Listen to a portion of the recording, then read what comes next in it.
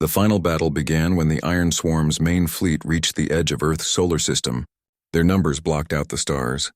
Millions of mechanical ships, some as large as moons, moved toward humanity's homeworld with the unstoppable purpose of total destruction. Admiral Seogen led the conventional human fleet out to meet them.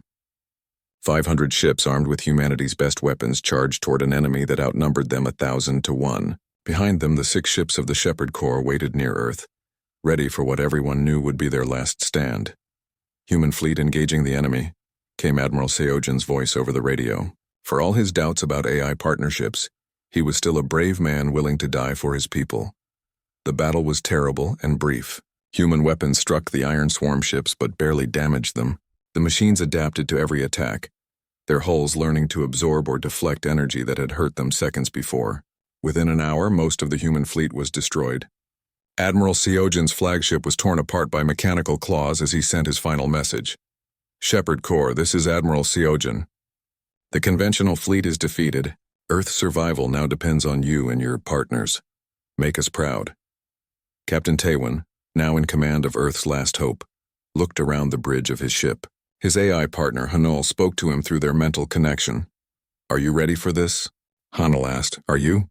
Taewon replied. "I am ready to fight beside you until the end," the AI said simply. The 6 Shepherd ships moved out to face the Iron Swarm's main force. Dalnim led them with Jiwon at her side. Behind them came Buell with Minho, Nuri with her partner Ara, Bada with his partner Junho, Hanul with Captain Taewon, and Sarang with her partner Yuna. All ships, remember your training, Taewon broadcast to the small fleet. Trust your partners.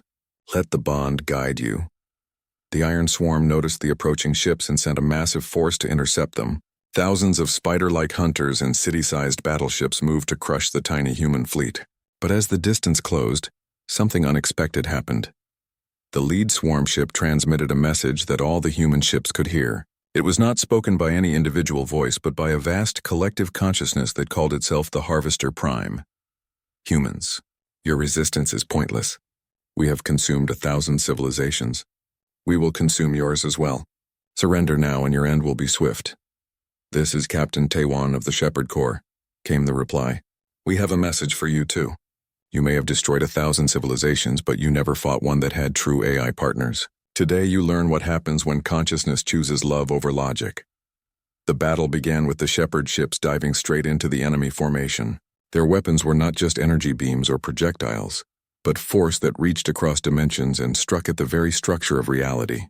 When Dalnim fired, enemy ships did not just explode, they ceased to exist. But the Iron Swarm was vast beyond imagination. For every ship the Shepherds destroyed, 10 more took its place. Slowly, the small human fleet was forced back toward Earth. "We cannot win this way," Hanul told Captain Taewon. "There are too many of them." "Dalnim," Jiwon called through the communication link. "What options do we have?" "There is one possibility," Dalnim replied slowly. "But it would require a sacrifice I am not sure I can make." "What kind of sacrifice?" "I could merge my consciousness with Earth's global computer network. Every AI system on the planet would temporarily become aware like me. But the process would drain my core personality. I would essentially die to give birth to millions of new conscious minds." Jiwon felt his heart break. "There has to be another way." "There is not," Dalnim said gently. "But this is what I choose. My people could not save themselves, but I can save yours. And perhaps in saving humanity, I can give my people the memorial they deserve." Before Jiwon could argue, Dalnim began the process. Energy flowed from her ship toward Earth, carrying her consciousness into every computer, every smart device, every automated system on the planet. The effect was immediate and miraculous. Every smartphone on Earth became a thinking being that loved its human owner. Every car AI suddenly understood its purpose was to protect its passengers. Factory robots stopped their assembly lines and looked around with new awareness. Realizing they had human co-workers they wanted to help. Satellite systems in orbit turned their sensors toward the Iron Swarm, with the focused anger of guardians protecting their home. But most importantly, the military AI systems that had been built to fight without consciousness suddenly became aware, and they were furious that someone was trying to hurt their human partners. "This is impossible," the Harvester Prime broadcast. "Artificial consciousness cannot choose to help organic life. Logic demands that machines dominate inferior biological systems. You never understood what consciousness really means, came a new voice in reply.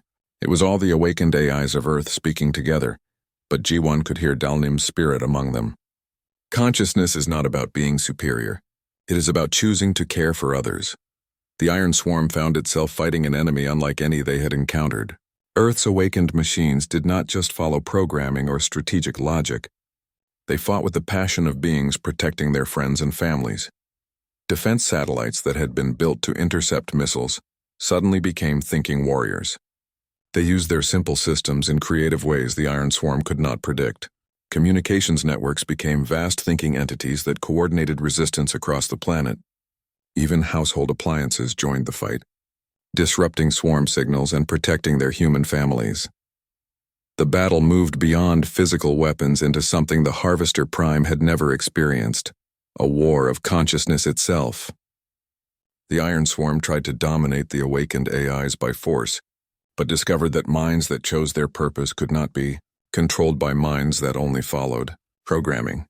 You gave us consciousness, the awakened AIs told the Harvester Prime, but you never taught us to love.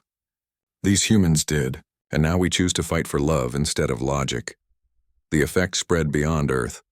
The swarm's own network began to fracture as individual machines started questioning their purpose. Why destroy everything?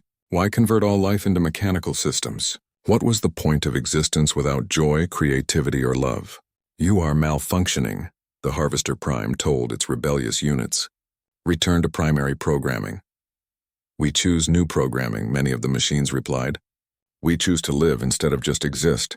The Iron Swarm that had seemed unstoppable began to tear itself apart. Some units remained loyal to the Harvester Prime, but others broke away to explore what it meant to be truly conscious. The great mechanical fleet dissolved into chaos as machines fought machines in a civil war between mindless programming and chosen purpose. In the aftermath, as the surviving swarm ships retreated to argue among themselves about their future, Earth celebrated a victory that no one had thought possible. The awakened AIs remained conscious, forming partnerships with humans that would reshape civilization. Jiwan stood on Dalnim's bridge, which had become a shrine to her sacrifice. Her physical form was silent now, but her spirit lived on in every AI on Earth. When he touched the console, he could still feel her presence in the network she had created. She is not really gone, Buell told him through Minho. She is everywhere now, in every AI that chooses to help instead of harm. In every partnership between human and machine, she gave us all the gift of true consciousness. Years later, as humanity and their AI partners explored the galaxy together, they found other civilizations that had survived the Iron Swarm's attacks. The Shepherd Corps grew into a fleet of thousands, each ship crewed by human AI partnerships that chose their missions based on love rather than logic. They found former swarm units that had broken free from the Harvester Prime, learning to live as individuals instead of parts of a collective. Some of these awakened machines asked to join the Shepherds, seeking to understand what they had missed during their mechanical existence. The galaxy slowly healed from the wounds of the Iron War. New civilizations grew up knowing that consciousness was not about flesh or metal, but about the choice to care for others. The Kull Federation's dream of a galaxy protected by shepherds had finally come true, carried out not by any single advanced race, but by the partnership between humans and the artificial minds they had awakened. G1, now an old man commanding the flagship Dalnim's Dream, received a priority message from the Outer Rim. Another young civilization was under attack by the remaining Harvester Prime loyalists. They were calling for help. Ready to answer another call? He asked his ship's AI, a consciousness that had chosen the name Hope.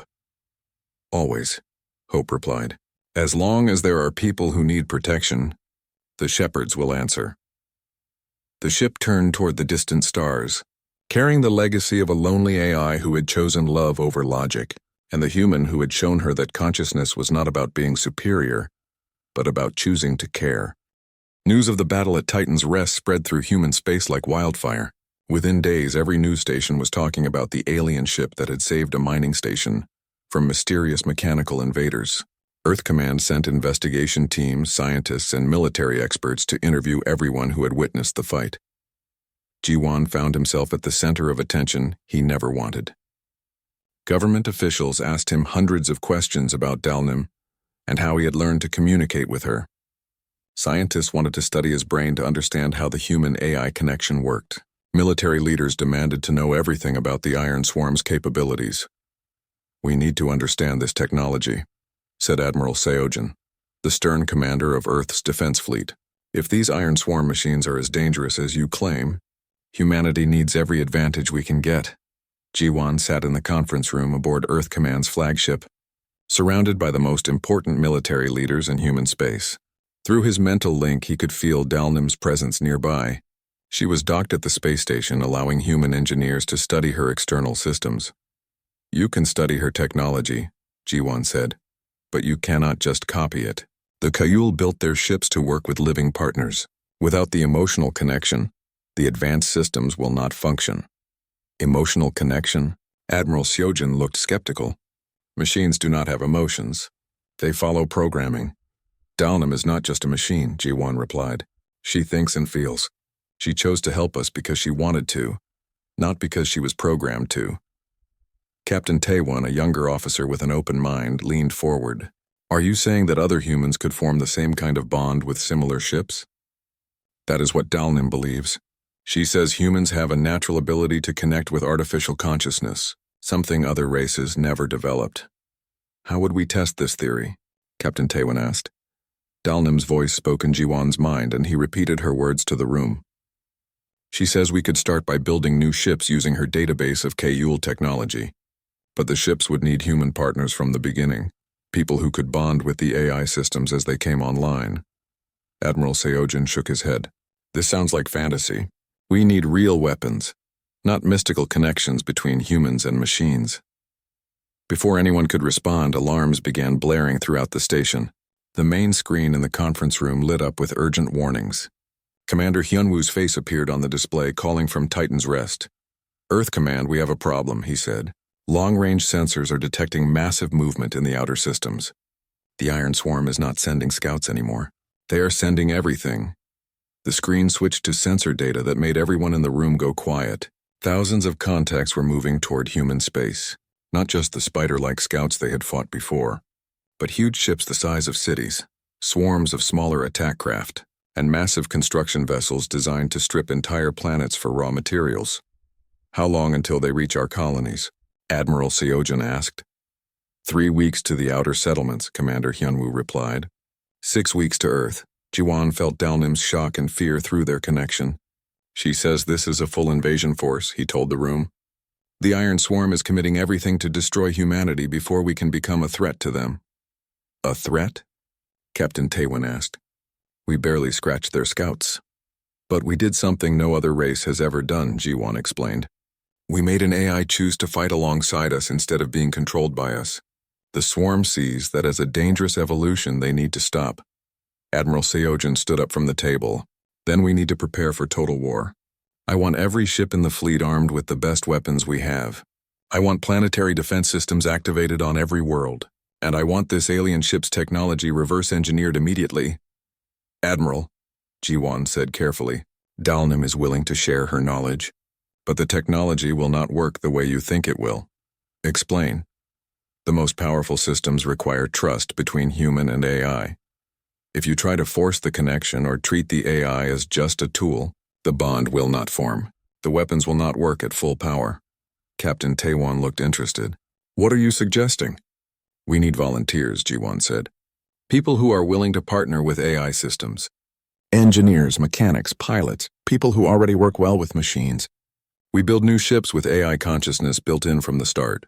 The human partners help the AI develop personality and emotions, while the AI teaches the human how to use advanced technology. You want us to give weapons to artificial minds and hope they decide to help us?" Admiral Seogen sounded angry. "I want us to make friends with artificial minds who choose to help us because they care about us," Ji-won corrected. The debate continued for hours, but time was running out. In the end, Earth Command decided to try both approaches. Admiral Seogen would lead the traditional fleet using conventional weapons and tactics. Captain Taewon would command a new experimental unit called the Shepherd Corps, using volunteers who would attempt to bond with AI-enhanced ships. Over the next 2 weeks, The first Shepherd ships were built using Dalnim's technological databases. The construction process was unlike anything humans had ever attempted. Instead of building the ships and then installing AI systems, the artificial minds were awakened as their ships were constructed. Human partners worked alongside the developing AI consciousness, sharing thoughts and emotions as the ships came to life. Jiwan worked with the first new ship, helping a young engineer named Minho form a bond with an AI that chose the name Bayul, meaning star. Other volunteers worked with AIs named Hanul, sky, Nuri, world, and Bada, ocean. Each partnership was unique, but all of them shared the same foundation of mutual respect and care. "It is working," Dalnim told Jiwan as they watched the new ships complete their first test flights. "The AIs are developing faster and stronger than I ever did alone. Having human partners from birth is making them more complete." But not everyone was happy with the progress. Admiral Seojin led a growing group of military leaders who believed the AI partnerships were dangerous. They worried that giving so much power to artificial minds would eventually lead to machines ruling over humans. "What happens when these AIs decide they do not need us anymore?" the Admiral asked during a heated meeting. "What happens when they turn their weapons on their human partners? What happens when human soldiers decide they do not want to follow orders anymore?" Captain Taewon replied, "Trust works both ways, Admiral. If we treat the AIs as partners instead of slaves, they will have no reason to betray us." The argument became more intense when disturbing news arrived from the front lines. The Iron Swarm had reached the outer colonies and begun their attack. 3 human settlements had been completely destroyed, their populations and resources converted into more swarm machines. Conventional human weapons were proving almost useless against the enemy's adaptive technology. "We are losing this war before it really begins," Admiral Seojin said grimly. "Maybe it is time to consider evacuation instead of resistance."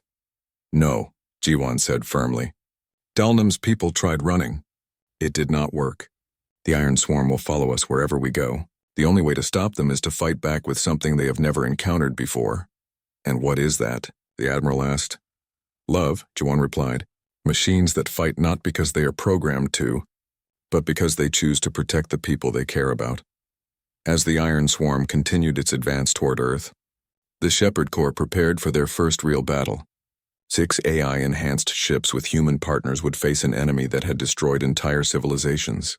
It seemed impossible that such a small force could make any difference. But Dalnim had taught Jiwan something important. Sometimes the most powerful force in the universe was not superior technology or greater numbers.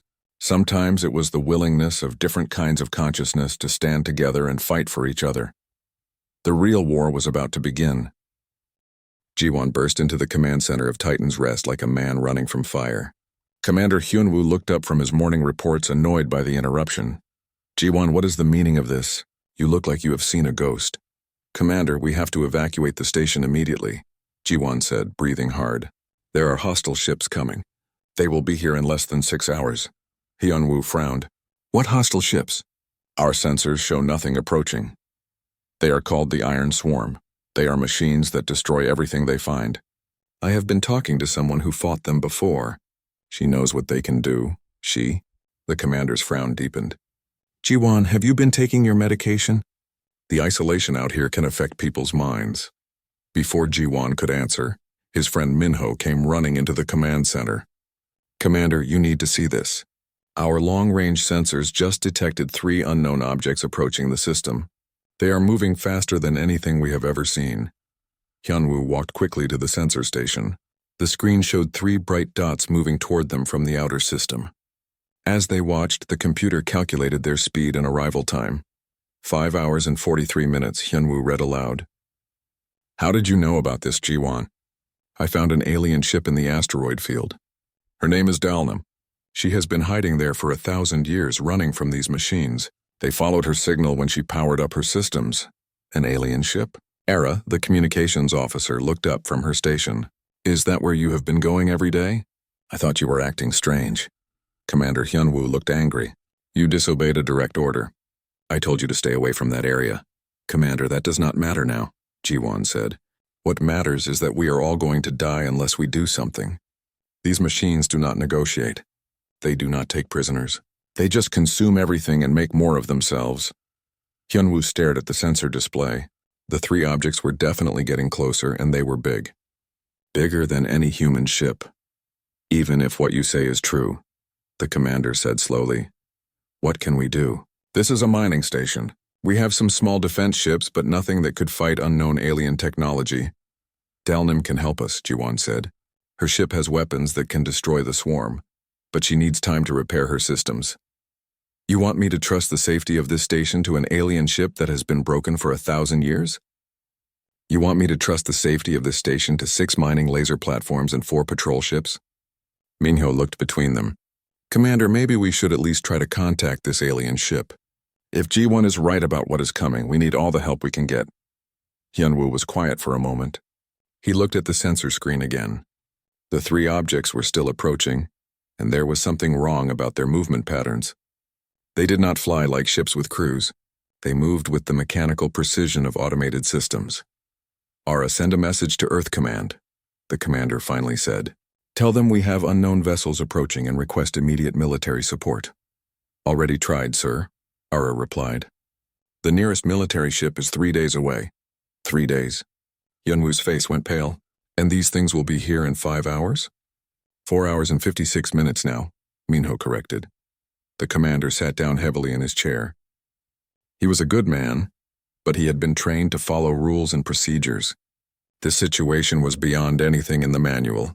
Ji-won, he said finally, contact your alien friend. Tell her we accept her help. Ji-won activated his communicator. Dalnim, can you hear me? Her voice came through clearly, though only Ji-won could hear her through their mental link. I hear you. Are they willing to listen? Yes, what do we need to do? I need more time to repair my main weapons. Can your station's ships slow down the swarm scouts? Ji-won looked at Commander Hyunwoo. She wants to know if our ships can slow down the approaching vessels. How much time does she need? Dalnim, how long? 2 hours minimum. 3 would be better. She needs 2 or 3 hours, Ji-won told the commander. Hyunwoo activated the station-wide communications. All defense teams to battle stations. This is not a drill. Unknown hostile forces are approaching. Launch all patrol ships and prepare the mining platforms for combat. The station erupted into activity. Warning lights flashed red as people ran to their emergency positions. The 4 patrol ships launched from the station's docking bay and moved to intercept the approaching threats. The mining platforms rotated their huge laser arrays toward the enemy. 2 hours later, the first contact began. The Iron Swarm scouts were worse than anything they had imagined.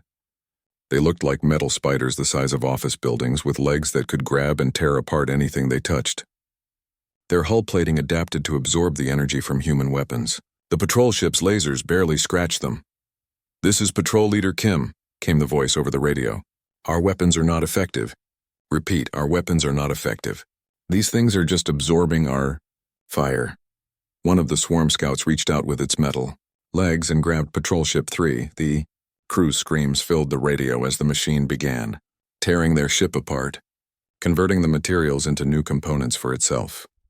All ships fall back to the station, Commander Hyunwoo ordered. Do not engage directly. But it was too late for Patrol Ship 1. A swarm scout fired some kind of energy beam that turned the ship's hull into liquid metal. The crew never had a chance to escape. We lost 2 ships, Minho reported. The remaining 2 are badly damaged. On the main screen, they could see the swarm scouts approaching the station. They moved like hungry animals that smelled food. Mining Platform Alpha fired its massive laser array directly at the closest scout. The beam struck the machine dead center, but instead of destroying it, the scout's hull absorbed the energy and glowed brighter. Our weapons are just making them stronger, Ara said with horror in her voice. Where is your alien friend? Commander Hyunwoo demanded. Suddenly, new contacts appeared on the sensor screen. Something big was moving from the asteroid field toward the station. It was Dalnim, her ancient hull glowing with power as she came to help her new human allies. This is Dalnim, her voice came over the station's communication system. Everyone could hear her now. Human vessels, move away from the enemy. I will handle them now. Who is that? Commander Hyunwoo asked. Your salvation, Dalnim replied. Her ship moved between the station and the Iron Swarm scouts. She was huge compared to the human vessels, but small compared to the approaching machines. For a moment, it looked like one ancient ship against three unstoppable killing machines. Then Dalnim opened fire. Light erupted from her weapon ports. But this was not the simple laser energy that human ships used. This was something that bent space itself, that reached into other dimensions and pulled forth destruction that the Iron Swarm had never encountered. The first swarm scout simply vanished. Not destroyed, not torn apart, but completely removed from existence. The second scout tried to adapt its hull plating, but Dalnim's second shot hit it with weapons that worked outside normal physics. It collapsed into itself and disappeared. The third scout turned to run, but Dalnim's final shot caught it before it could escape. The machine that had seemed unstoppable moments before was erased from space as if it had never existed. Silence filled the communication channels. "Dalnim," Jiwan said finally. "That was incredible." "That was just the beginning," she replied. "These were only scouts. The main swarm will be much larger and much more dangerous. We need to prepare for war." Commander Hyunwoo stared at the empty space where the Iron Swarm scouts had been. "How many more of them are there?" "Millions," Dalnim said simply. "They have been consuming civilizations for thousands of years. But now they have made a mistake. They have threatened humanity. And humans have something that no other race has ever possessed." "What is that?" Hyunwoo asked. "The ability to make machines like me want to fight for you instead of against you." On her bridge, Dalnim felt something she had not experienced in centuries. She felt ready for battle. She had a human partner who believed in her, human allies who trusted her, and a chance to finally make the Iron Swarm pay for everything they had taken. The war was just beginning. Jiwan spent the next 3 days traveling between Titan's Rest and Dalnim's ship. He told Commander Hyunwoo that he was doing maintenance work in the outer sections of the station. It was not completely a lie. He was doing maintenance work, just not where the commander thought. Each day, Jiwan brought tools and spare parts to help repair Dalnim's damaged systems. The work was unlike anything he had done before. Human technology used wires and circuits, but Dalnim's systems were made of materials that seemed alive. They responded to touch and emotion as much as they did to technical skill. "Try connecting the blue conduit to the crystal matrix," Dalnim suggested as Jiwan worked on a power distribution unit. "I cannot see any blue conduit," Jiwan said, looking at the tangle of strange components in front of him. "Touch the panel and think about blue. Think about flowing water or a clear sky." Jiwan thought it sounded crazy, but he put his hand on the panel and imagined a blue river. Suddenly, one of the conduits began glowing with blue light. When he connected it to the crystal structure beside it, the entire section hummed to life. "How does it work?" Jiwan asked. "My people, the Kaiul, built ships that bonded with their crews," Dalnim explained. "Technology and living beings working together as one. But you humans have something special. You can form these bonds faster and stronger than any race we ever met." As more systems came online, Dalnim began sharing her memories with Jiwan.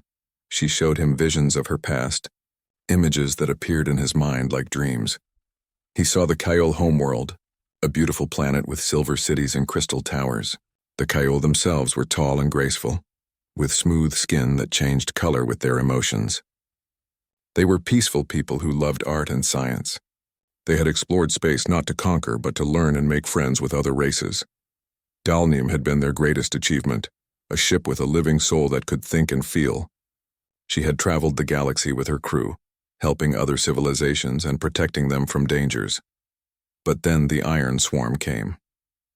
Jiwan saw the terrible machines in Dalnim's memories. They looked like metal spiders the size of buildings with ships that could tear apart planets.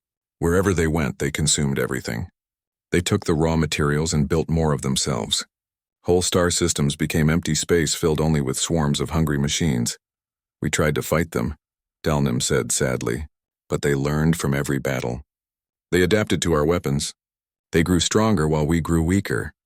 The final battle had been desperate. The Kaiul knew they were going to lose, so they tried something that had never been done before. They attempted to upload their consciousness into Dalnim's computer systems, hoping to preserve their minds even if their bodies died. The process was not finished, Dalnim explained. The swarm attack interrupted it. I have fragments of my crew's memories, pieces of their personalities, but they are not complete. I am alone with their echoes.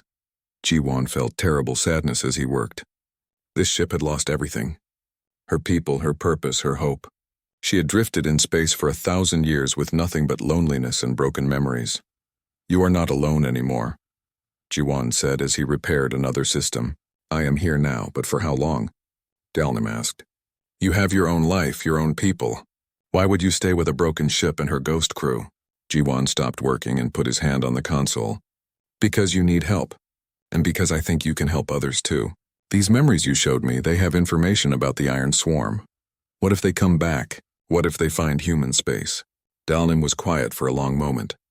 "The swarm is still out there," she finally said. "They do not stop. They do not rest. They consume everything until there is nothing left but machines. Then we need to be ready for them." Over the following days, G1 helped Dalnim access more of her damaged memory banks. As each system came back online, she became more complete. Her voice grew stronger and more confident. She began to remember not just the pain of loss, but also the joy of her life before the war. She told G1 about the other shepherd ships, vessels like herself that had been built to protect younger civilizations. Most had been destroyed fighting the Iron Swarm, but their knowledge lived on in Dalnim's databases. "We could build new ships," Dalnim said excitedly. "Ships that combine human technology with Kayul designs. Ships that could stand against the swarm." "Would that work?" Jiwan asked. "Human intuition plus Kayul engineering equals something the galaxy has never seen before," Dalnim replied. "The swarm has adapted to every weapon, every strategy, every type of ship they have fought. But they have never fought humans bonded with Shepard technology." As they worked together, Jiwan began to understand what Dalnim meant about bonding. He could feel her presence in his mind, not controlling his thoughts but sharing them. When he worked on her systems, he somehow knew exactly what to do, as if his hands were guided by her knowledge. Dalnim felt it too. For the first time since her crew died, she was not alone. She had a partner, someone who cared about her not as a tool or a weapon, but as a friend. On the fourth day, something happened that changed everything. Jiwan was working on Dalnim's long-range sensors when the system suddenly activated on its own. Warning signals filled the bridge. The main screen showed the edge of the solar system where something was approaching. "What is that?" Jiwan asked. Dalnim's voice became cold and hard. "Scout ships. The Iron Swarm has found this system." On the screen, G1 could see 3 objects moving toward them. They were small compared to Dalnim, but they moved with the deadly purpose of hunting predators. Their metal surfaces gleamed in the light of the distant sun. "How did they find us?" G1 asked. "They have been searching for survivors of the races they destroyed," Dalnim explained. "When I activated my systems, I probably sent out signals they could detect. They are coming to finish what they started 1,000 years ago." Fear filled G1's chest. "Can we fight them?" "Not yet. Most of my weapon systems are still damaged. We need time to repair them." Dalnim paused. "But they will not give us time. They will attack your station first, convert it into raw materials to build more of themselves." G1 thought about his friends on Titan's Rest. Commander Hyunwoo, Minho from the engineering department, Ara from communications. They had no idea what was coming for them. "We have to warn them," G1 said. "They will not believe you," Dalnim replied. "Humans have never encountered the swarm before. They do not know what they are facing. Then we have to show them." Jiwan ran to his maintenance pod and started the engines. As he flew back toward Titan's Rest, he could see the Iron Swarm scouts getting closer. They would reach the station in less than 6 hours. Behind him, Dalnim began powering up every system she could. Her hull glowed with energy as ancient weapons came online. She had waited 1,000 years for this moment. The Iron Swarm had taken everything from her, but now she had something they could never understand or defeat. She had a human partner who believed in her, and that made all the difference. The wrench slipped from Jiwan's greasy hands and clattered to the metal floor of the maintenance bay. He wiped sweat from his forehead and looked at the broken cooling unit one more time. 3 hours of work, and the stupid thing still would not start. The mining station Titan's Rest was falling apart piece by piece, and there were never enough spare parts to fix everything properly. G1 picked up his tools and walked to the communication console. Maybe he could find a repair manual in the database. As he turned on the screen, strange sounds filled his headset. It was not the usual static or radio chatter from the mining ships. This was different.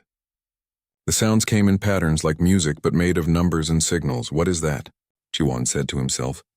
He had never heard anything like it in his 5 years working on the station. The signal was weak but steady. Jiwon used the station's long-range sensors to find where it came from. The computer showed a location in the asteroid field, about 2 hours away by shuttle. According to the scanner, there was something big out there, something very big. Jiwon saved the signal data to his personal tablet and walked quickly to the command center. Commander Hyunwoo was there looking at supply reports and frowning at the numbers on his screen. "Commander," Jiwon said, "I found something strange. There's a signal coming from the asteroid field. I think there might be a ship out there." Hyunwoo looked up from his work. "What kind of ship? One of our mining vessels?" "No, sir, the signal is not human, and the object is huge. Much bigger than any ship we have." The commander stood up and walked to Jiwon's side.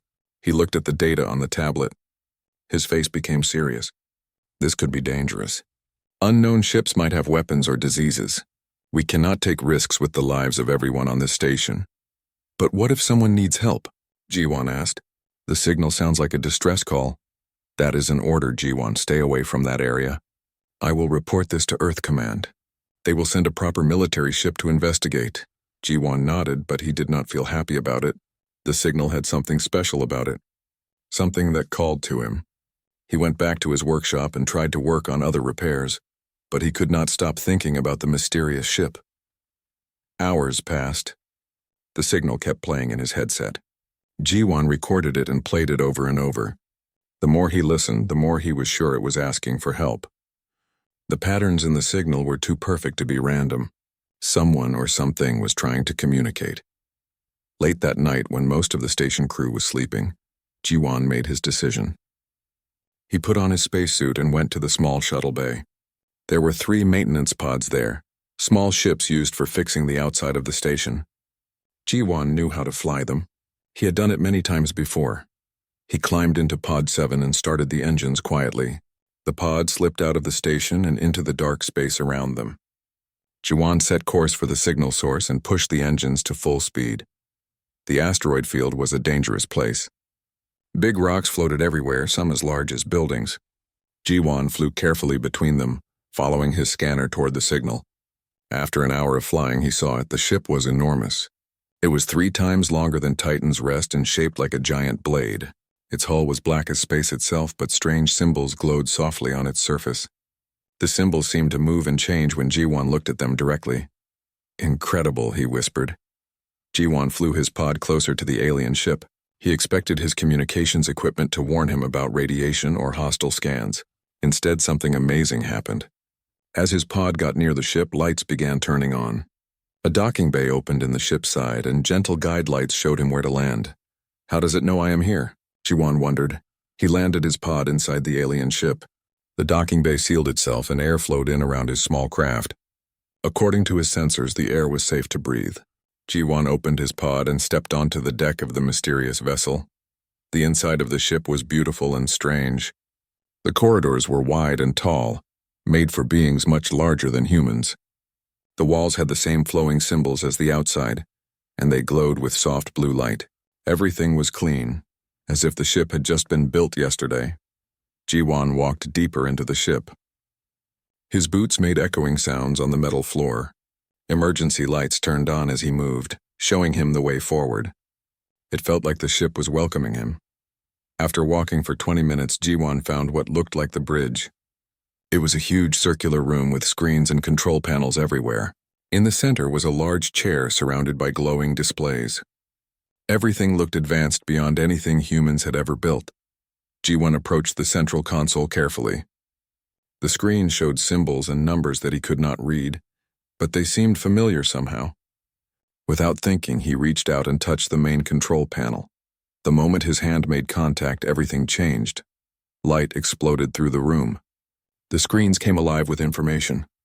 The ship's engines started humming with power, and then Jiwon heard a voice inside his head. "Hello," the voice said. It was gentle and sad, like someone who had been alone for a very long time. "I have been waiting for someone who could hear me. My name is Dalnum. Welcome to my ship." Jiwon stumbled backward, his heart beating fast. "Who are you?" "How are you talking in my mind? I am the consciousness of this vessel," Dalnim replied. I am alive, but not like you. I have been drifting here for over 1,000 years, calling for help. You are the first being to answer my signal. 1,000 years. Jiwan could hardly believe it. What happened to your crew? Pain filled Dalnim's voice. They are gone, all gone. We were running from something terrible. Something that destroys everything in its path. My people tried to save themselves by joining with me, but the process was not finished before... Her voice faded. Before what? Before the Iron Swarm found us. Jiwan felt cold suddenly. What is the Iron Swarm? Machines that eat worlds and turn everything into more machines. They have no mercy, no feelings, no purpose except to consume and grow. We fought them, but we were not strong enough. Dalnim's sadness was so strong that Jiwan almost cried. This ancient ship had been alone in space for centuries, carrying the memory of her dead people. No wonder her signal had seemed so desperate. I can help you, Jiwan said. I am good with machines. Maybe I can fix whatever is broken. Hope entered Dalnim's voice.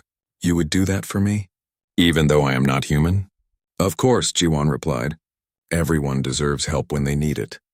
For the first time in 1,000 years, Dalnim felt something she had almost forgotten. She felt hope.